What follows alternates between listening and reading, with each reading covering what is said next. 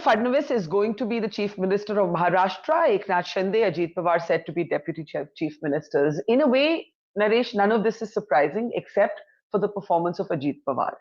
And you are seen to be the brains trust behind Dada's turnaround, as it's being called. Ajit Pawar की बात करें तो लोकसभा चुनाव के बाद he had been written off. लोगों ने कहा, बीजेपी के अपने सपोर्टर्स ने कहा, ये अजीत पवार सबसे बड़ी गलती थी. The data, you're a data guy, but for the benefit of our audience, data हमें आंकड़े हमें बताती है that the NCP Ajit Pawar won just one seat of the 4 that it contested in the Lok Sabha. This time 41 out of 58. क्या हुआ? ये चमत्कार कैसे हुआ? आपने कैसे किया? No, मैंने इसमें कुछ नहीं किया. It's a turnaround for the entire alliance, as you see. And the underperformance was for every alliance partner in Lok Sabha also. उसमें सभी लोगों की सीटें अपेक्षा से कम आई थी. और जहां तक एनसीपी की बात है, वहां पे एनसीपी जब हमने काम साथ में शुरू किया तो हमने देखा कि कुछ सीटें उनको जो मिली थी वो सीटें परंपरागत तौर पे उनकी रही नहीं है. तो उसमें उस वक्त जो हुआ उससे सबने सीखा, नॉट जस्ट अजीत पवार और NCP. Everyone learn what I saw that there have been missteps and they need correction. What was the biggest misstep? I think there were several of them, not just one, because one, they were not fighting a local election. Secondly, there was a first election after the whole realignment of alliances, because what happened in 2019, as we all know, the breakaway of Uddhav Thackeray from Shiv Sena, which was not expected by anyone. Yeah. And thereafter, the Uddhav government fell, in which Shinde became the chief minister, and then later Mr. Ajit Pawar joined in. So that alliance was also a bit perplexing for the audiences also. What is happening? Which parties were? Already there were 4 parties in Maharashtra. Yeah. And I don't think there is any other state in the country which has 4 strong parties. Now they have 6. In those 6 parties, the sentiment of that the people went away, which they should not have went away, was the first factor. Secondly, BJP was seen as the mastermind of whatever is happening, good or bad. That is, of course, an individual choice.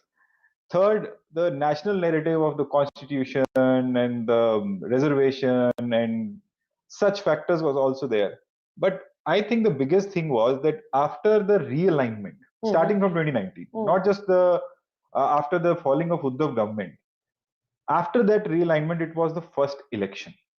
There had been no election, no voting, venting out by anyone, whether at a corporation level or a municipality level.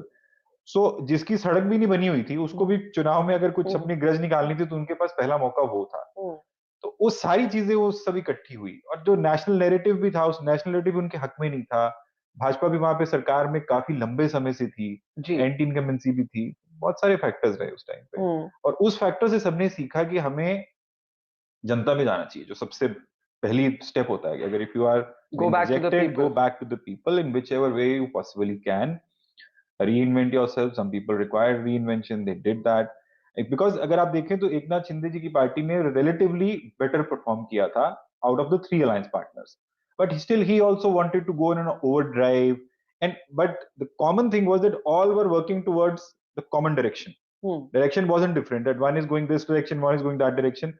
All 3 were trying their own ways, but wanting to reach the same place. So for example, if it was the Ladki Bahin Yojana, तो सबको credit लेना था, लेना भी चाहिए, क्योंकि government को credit देने से तो वोट नहीं आता. Governments don't win elections, parties win elections. So her party को अपने वोटर को बताना था कि भी मैंने तुमको दिलवाया. तो उसमें भारतीय जनता पार्टी ने भी अपना काम किया, शिंदे जी ने भी किया, अजित पवार साहब ने भी किया. मैं यहाँ पे एक चेस बोर्ड देख रही हूँ, बड़ा एक तरह से लाजवाब चेस बोर्ड है. It's a very grand and beautiful chess board, and you have literally been plotting the political moves metaphorically and I think literally on this chess board. जब आपके पास ये प्रोजेक्ट आया to turn around Ajit Pawar, और आपको मालूम था कि उनकी खुद की अलायंस पार्टनर के जो बीजेपी के जो समर्थक थे, उनको लग रहा था कि Ajit Pawar was a mistake. I've lost count of how many BJP voters told me after the Lok Sabha elections कि ये जो alliance था ना, ये एक मिस्टेक थी, क्योंकि इनको तो मोदी जी ने खुद क्रिटिसाइज किया था for alleged corruption and so on.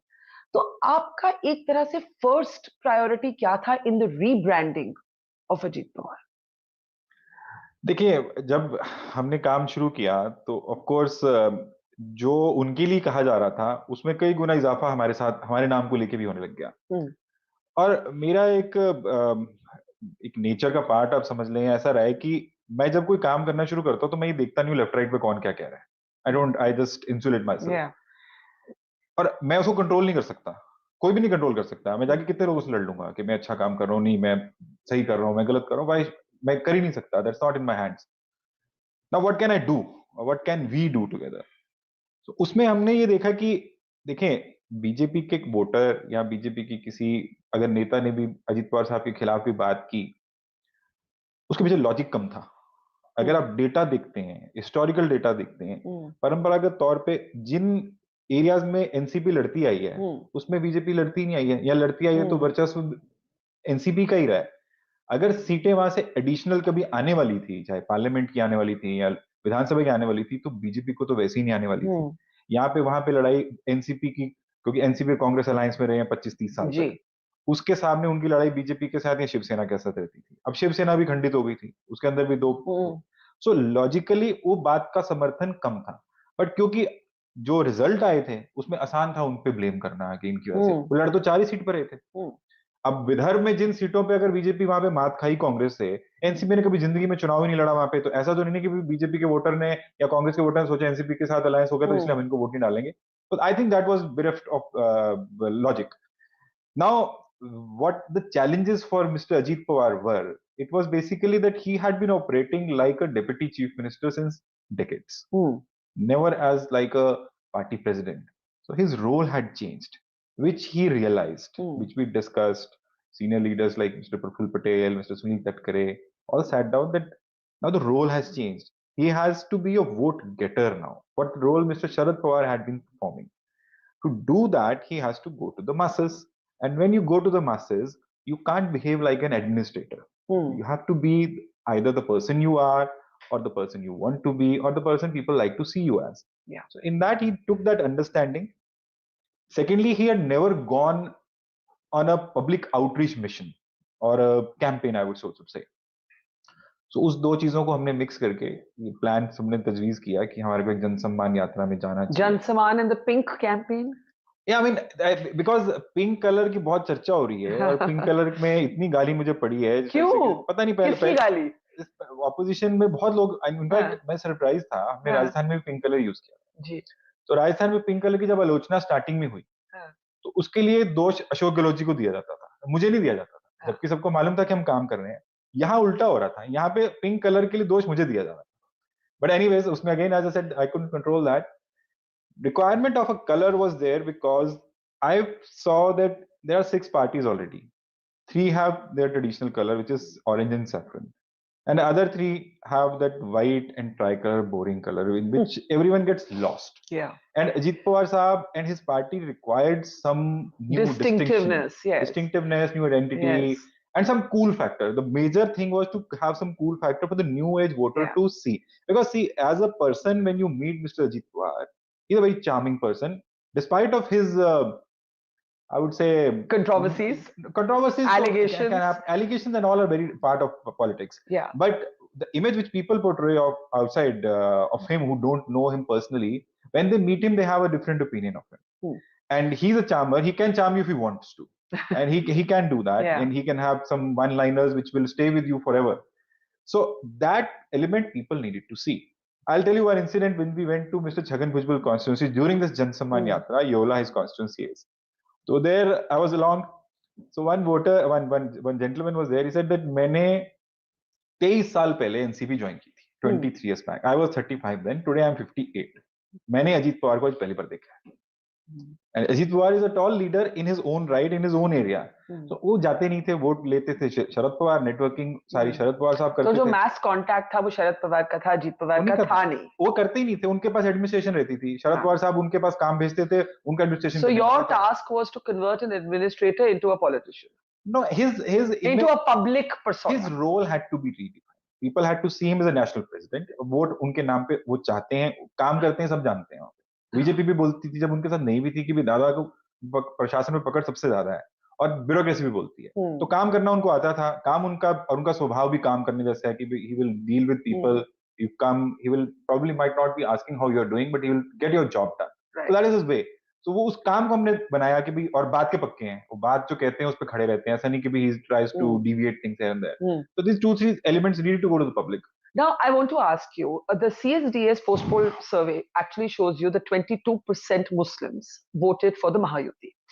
Now, when I look at Ajit Pawar's positioning in this campaign, which of course was being steered by you, तो उन्होंने जो एक slogan था योगी जी का, बटेंगे तो कटेंगे, Ajit Pawar distanced himself from that slogan. उन्होंने कहा नहीं, हम इसमें विश्वास नहीं करते. And the NCP, his NCP was able to get 2 Muslim MLAs as well. Now my question to you is, ये जो एक positioning है, ये calibrated positioning of presenting himself as the more moderate face, the face acceptable to religious minorities, how did this coexist with the slogan as sharp as बटेंगे तो कटेंगे? See, this slogan news came in very late in the campaign. Correct. Because it happened when it happened and when the focus was there. But Ajit did criticize it. Yeah, he did. But I'll just take you 5 months behind. There were 2-3 such incidents in which Mr. Ajit Pawar took a very categorical stance in principle for the ideology he believes in. There was a Vishalgarh incident in Maharashtra where he was the first and the only politician to go and spend the entire day over there. That was the first stance. That was again being blamed on the current dispensation. Second, there was a Waqf board bill which was introduced in the parliament. Incidentally, during when the bill was presented here, he was on Jan Samman Yatra and he was in a constituency called Dhule. We were there, and Dhule has substantial minority population. He very firmly took a stance over there as well. So that was the second instance. The third notable instance was that there was an incident in which a senior minority person was heckled in a train compartment. Yes, I remember. He took a stand. He got the people arrested because he said that I stand with Shiv Shahu Phule Ambedkar philosophy. This is my identity and I would want to tread that path. Yes, we have aligned. We have aligned for the betterment of Maharashtra, for the stability of Maharashtra, for the progress, development, whatever. And the constituencies that the NCP has been representing, they have been repeated constituencies. लोग बार-बार जीतते आए हैं. दादा भी जीते, बेटा भी जीता, बेटा भी जीता. उन constituency में जो development है, he says that I can only get it done when I have something with me. I'm in power. And I'm not a pan-state Maharashtra party in any case. I have my pockets, I have my constituencies, and I need to take care of them. So development is my agenda. For that I am there, but otherwise my identity remains what it is. And then came the final slogan thing in which he took a clear stand that does not work in Maharashtra. He didn't say that main isko nahi manta. Like, these things don't work in Maharashtra. These might be working somewhere else. We don't believe Maharashtra. But the analysis is that these things did work for the BJP. The Prime Minister modified the slogan to "Ek hai to safe hai." But did it work? Did it not work? See, there are both sides to it. Right. There are both sides to it. What I or anyone else was seeing over there in Maharashtra, and that was reaching Delhi as well, that there is a mass movement for a community reservation. And this time the election is going to be one community against the consolidation of other communities.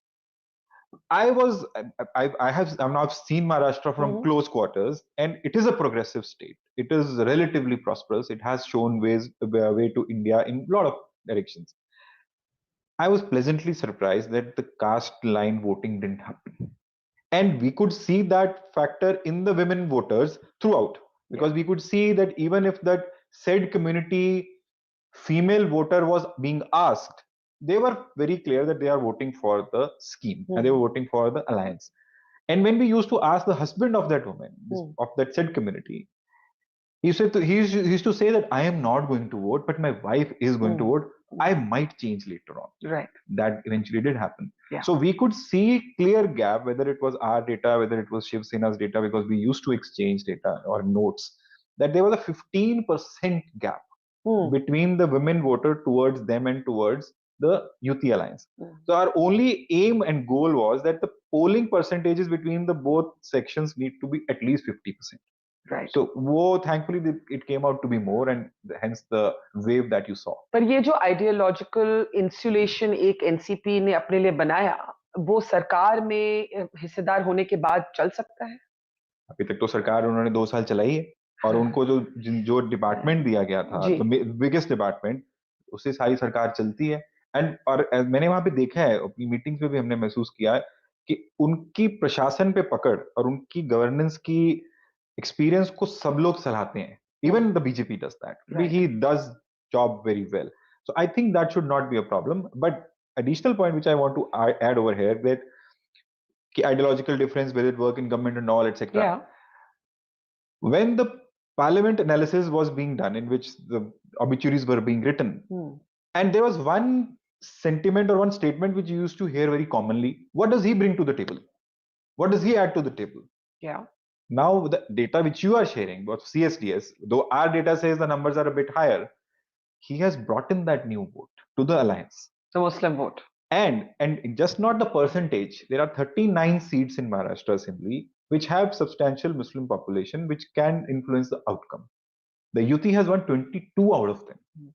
And the UT means the alliance partners have also benefited. So I see, BJP might not subscribe to this theory, but in Maharashtra, I think they do, is that there is another additional secular vote getting added to the kitty, because there are pockets in Maharashtra. Maharashtra is a big state. It's a big state.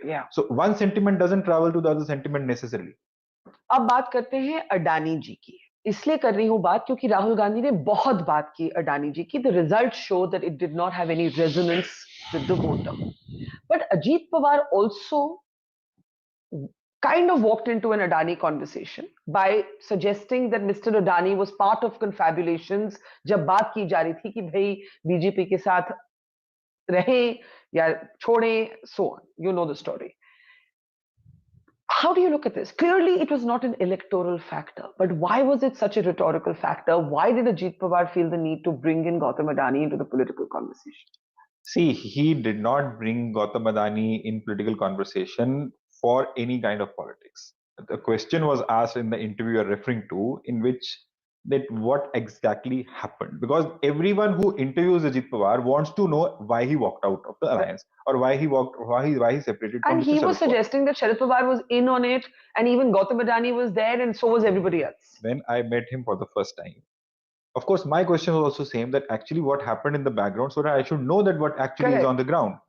So that story which he narrated now publicly, that has been in the circle since the day story happened. Right. Because people would have been, it's not that it happened in just a room of a handful of people. All the MLAs signed that letter. Only mistake, according to Mr. Pawar, is that he didn't keep the copy of that, a letter in which all the 50 plus MLAs had signed in favor of joining the BJP government. But that's besides the point. Coming back to your question, the question everyone asks, because Ajit Pawar Saab doesn't give many interviews. It's the first time in this election that he's been interactive with the media the way he has. And I'm sure that has everything to do with you. No, I mean, it is the need of... you got to go out and tell your story. No one can go and explain his story on his behalf. So when question was being asked, he explained that in what circumstances the situation developed. In that, a reference came in, which was then construed as that there was a presence or not presence, which he clarified later on. The presence wasn't there. It was just a premises which is being referred to it, in which probably that association is there. Yeah, but was Adani a non-factor? What is the phrase you would use to describe all the noise around Adani? The allegations from the Congress, which is a party, by the way, everybody in our audience may not know, you have helped the Congress win in Karnataka. You have previously helped Ashok Gehlot almost win in Rajasthan. So it's not like you haven't worked with the Congress. You have some sense of how the Congress thinks. The Congress was obsessed with Gautam Adani. When Ajit Pawar made that reference, the opposition started saying, see, Adani had a role in Ajit Pawar walking away from the alliance. What would you finally say on that charge? And do you think it matters to the voter at all? See, there are three parts to this question. Yes. First of all, for your viewers and for your understanding, I would say that Congress is not obsessed with Mr. Adani. I know many people in Congress who are not obsessed with that fact. And those people matter.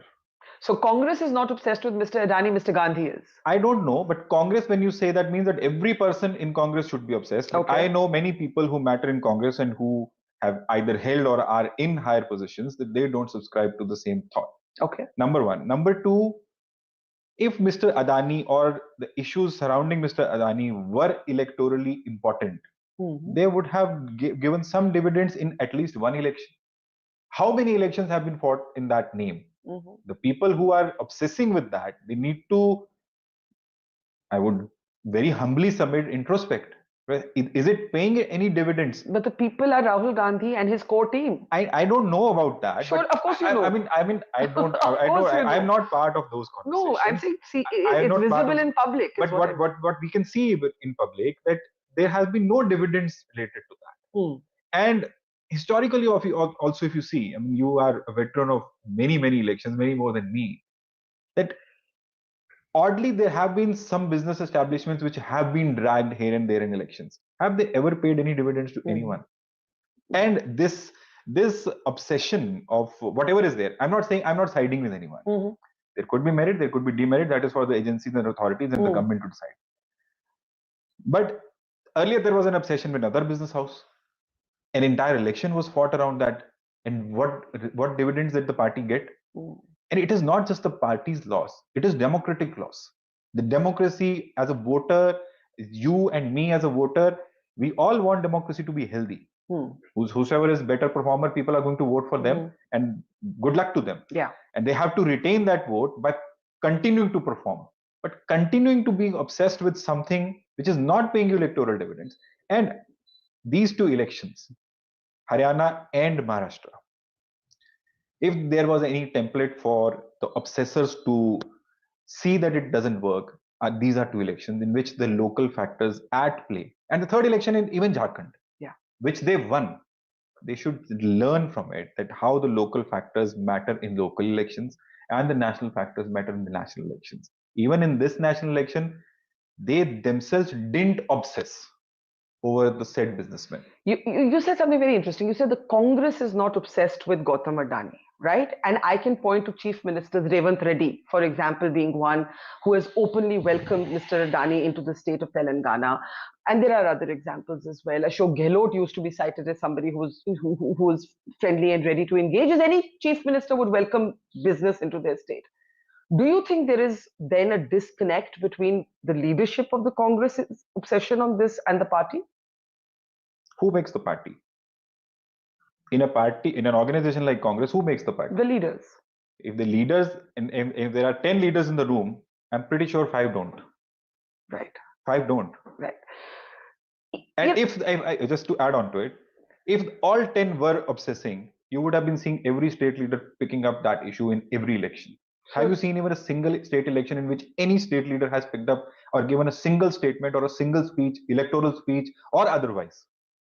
So there's a disconnect between Rahul Gandhi and his party. This is not for me to comment. But let me ask you a question differently. Neerja Chaudhary, very senior journalist, when I was interviewing her on the results, she said, the Congress, she said it's a cliche, but the Congress has become a drawing room party. Now, the reason I'm asking you this is that you have worked with D.K. Shivakumar very closely in Karnataka. Seemed to be one of those sort of never say die kind of political leaders. Ashok Gehlot, okay, he lost, but he fought hard till the very end. Do you think, having worked on Congress campaigns, that the Congress is in danger of becoming a drawing room party?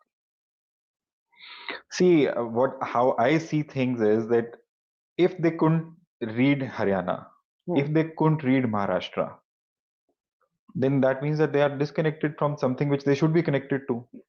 And if their endeavor is to win these elections, then of course they will have to hit the roads in the way that others are also doing it. In Maharashtra, I can tell you that when we started, where we were and where we got to was a journey. It was not just for Ajit Pawar or NCP. Sure. The entire alliance, they were all in the back foot. Yeah. Entire sentiment was against them. Yeah. And I have been saying this, I have sometimes tweeted also, that votes are always for emotions, never for reasons. Mahayuti had all the reasons for voters to vote for them, but not the emotion to start with. But the alliance on the opposite side, we kept waiting. अब करेंगे कुछ, अब करेंगे तो हमें ये करना होगा, अब करेंगे तो हमें ये करना होगा. Complacent. It never came. By the time it came, the elections were over. Yeah. And they could themselves see. I read one report in a very distinguished newspaper of other day, some senior journalist who covers the Congress beat, in which it was referred that the alliance partners also were shown the data that they are where they are. Oh, really? Still they say, and still I can share it with you later on, and still they say that they are shocked with this. There was a seat named Sakoli, from where Mr. Nana Patole was contesting. I have a month-long data tracker to show that every day it used to be 500 up, 500 down, 500 up, 500 down. Eventually it came out to 800. The opposition isn't believing the results. They're saying it's manipulated. Voters, there's a sudden surge in turnout. There is comfort in denial. There is comfort in denial, because then you don't have to go and accept anything and try to work on it. In the end, I want to talk about you as a political strategist. We now have this culture of political brains trust, political strategists. For you, one of the questions that comes up again and again, even for others, is everybody just a client, or does ideology matter? See, when you are working, like the way I had a stint with Congress for 7 straight years. Yeah. Ahmed Patel used to tell me that more than giving you credit or taking away credit from you for making winning or difference or a losing difference, the credit should be given to you to continue working with Congress party. So, and now it was the first time that I was working outside Congress party. Commitment lies with the cause. That loyalty has to be there. Because if you are privy to certain conversations, certain discussions, that commitment lies there. When it comes to professional approach, of course, one has to see that how to run a professional organization, especially when the loyalty is seen to be a one-way street. Loyalty is a two-way street. It's not a one-way street. So the Congress didn't treat you well, you think? No, I have no complaints. I'm sitting in front of you because of the Congress party, because I have worked with them and I've got the opportunity to work, and from there I went on to where I did. But point here is that,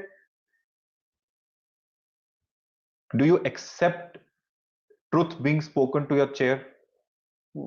If you accept that, if you expect that, then probably things will work. It works for everyone. Did you have an experience where you tried to tell the Congress's top brass about the truth and they didn't receive it well? No, I mean, I am known in the circles, whether it is Congress or now the NCP circles, that I speak my mind. Right. And when I start on something, I clearly articulate it to the people who I'm working with that I am here to tell in my wisdom what is not right. If something is right, people will come and tell you. People will come and appreciate you. Keep that appreciation to yourself. Don't share it with me. We will discuss about it when the project gets over. But my job is to every day come and tell. Even if you've given the bestest of speeches according to you, you will come and tell me. I would say it was fine. There could have been this addition if I think that way. And these things are not liked by many, because it is very difficult to take a blunt appraisal of you, or something which your other people are surrounding you, because they are there because of your chair. We are there because we have come in to add on to something which you have been missing. So in that ways, I would say that I have been speaking my mind to people who I've been working with, and I would say that more people listen. Some of them don't like it much. How did it go down with the Congress leadership when you spoke your mind? Yeah, I have been speaking my mind since ever. I mean, in 2019 elections, I remember that the 2019 verdict just came out. The 303 was the number that the BJP had got. Yes. And I was on a show in India Today. Yeah. And at that time, Mr. Modi was speaking to his MPs in the Parliament. Huh. And he had given a 30-40 minute speech, and in that he had given a slogan called "Sabka Saath, Sabka Vikas, or Sabka Vishwas." So the anchor asked me, "What do you think about this slogan?" So my reply to that was that he has got 303 2 days back. Yeah. This comment should be asked 6 months down the lane, not today. Yeah. And even that was not appreciated by some people in Congress. Even that was not appreciated. That it was like, of course, that if I'm not going to do the plain speaking, then what am I doing in that? I'm not here to ask a ticket for an MP or a MLA or anything. I don't do that. My job is to speak and what I see. And if they take it, it is good for them. If they don't take it, finally, we now have the precedent of a Prashant Kishore type persona entering politics, going from strategy into becoming a neta. Do you have such ambition? No. If I would have had such ambitions, I would have been in parliament 2-3 years back. You don't want to be in parliament? No. I actually, it is a ironic thing. When I started working in this domain, my primary aim was to become a politician. I wanted to be a politician my entire life, from childhood. Really? I wanted to be a politician, but the more I kept working, the more that thought kept wading away, and it is now. You basically realize that the power behind the throne is much more powerful than the throne. It requires certain characteristics which I think I don't possess. So it will be difficult for me to pick those up also. And I have other things to do also in life, which I think might get curtailed if I get into politics. In any ways, people don't forgive me for my personal social media for doing something with my family when I'm doing well or not doing well in both scenarios. And politicians have a hard life. Well, congratulations are definitely in order. It is really a staggering win. I was looking at the data, and Ajit Pawar's strike rate is only outperformed by the BJP.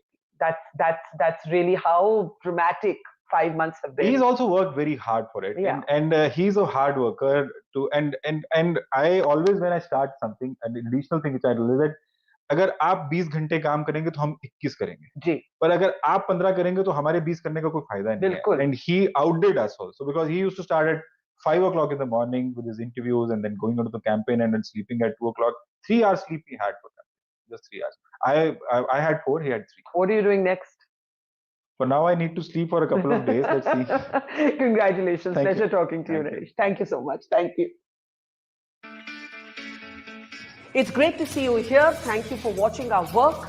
If you haven't subscribed yet, don't forget to click the bell icon and subscribe to Mojo's Story and support independent, robust journalism.